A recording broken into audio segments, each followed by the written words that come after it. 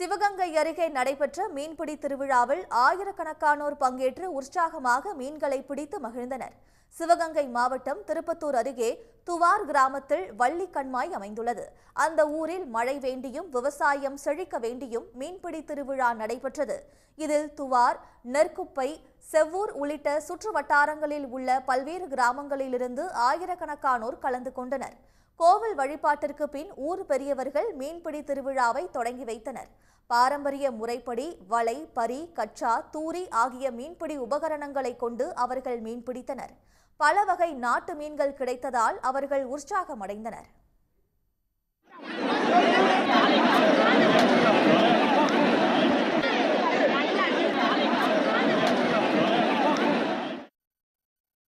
மதுரை மாவட்டம் மேலூர் அருகே உள்ள திருவாதவூரில் உள்ள பெரிய கண்மாயில் ஆண்டுதோறும் மீன்பிடி திருவிழா நடத்தப்பட்டு வருகிறது.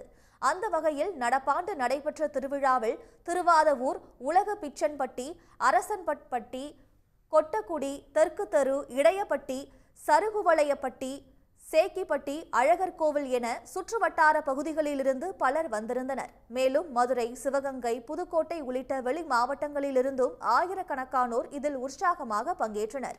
கச்சாவலை, ஊத்தா, அரிவலை உள்ளிட்ட பல்வேறு மீன்பிடி உபகரணங்களோடு அவர்கள் ஆர்வமாக மீன்பிடித்தனர். இங்கே திருவாரூருக்கு அம்மா பக்கத்தில் இருக்க அழிதுன்னு சொன்னதுனால சும்மா பார்க்கலான்னு சொல்லிட்டு வந்திருந்தோம். நாங்களும் மீன் பிடிச்சா ரொம்ப சந்தோஷமாக இருக்குது. பெரிய மீனாக பிடிச்சிருக்கோம். இது பரம்பரையாக பிடிக்கிறதா, நாங்களே இப்போ தான் பார்க்க வந்திருக்கோம். இதை பிடிச்சிட்டு போய் சாமிக்கு சமைச்சு வச்சு சாமி கும்பிட்டு சாப்பிடுவாங்களாம். அதே வழக்கமாக இங்கே இந்த கம்மா அழிஞ்ச முன்னாடி மழை வரும்னு சொல்லி சொல்கிறாங்க. அது ஒரு சாஸ்திரம் போல். இப்போ எல்லாம் மீன் பிடிச்சா நிறைய மீன் மாட்டியிருக்கு. விரால் மீன், கட்லா மீன் எல்லாம் நிறைய மீன் மாட்டியிருக்கு. எல்லா மக்களும் சந்தோஷமாக இந்த மீன்பிடி திருவிழாவை ரொம்ப சிறப்பாக கொண்டாடினோம். வீட்டில் போய் சமைச்சு நீ சந்தோஷமாக சாப்பிடுவோம். கட்லா, கெளுத்தி, ரோகு, கெண்டை, ஜிலேபி உள்ளிட்ட பல்வேறு நாட்டு வகை மீன்களை பொதுமக்கள் பிடித்து சென்றனர். இதில் ஒவ்வொருவருக்கும் 5 கிலோ முதல் 10 கிலோ எடை கொண்ட மீன்கள் கிடைத்தது.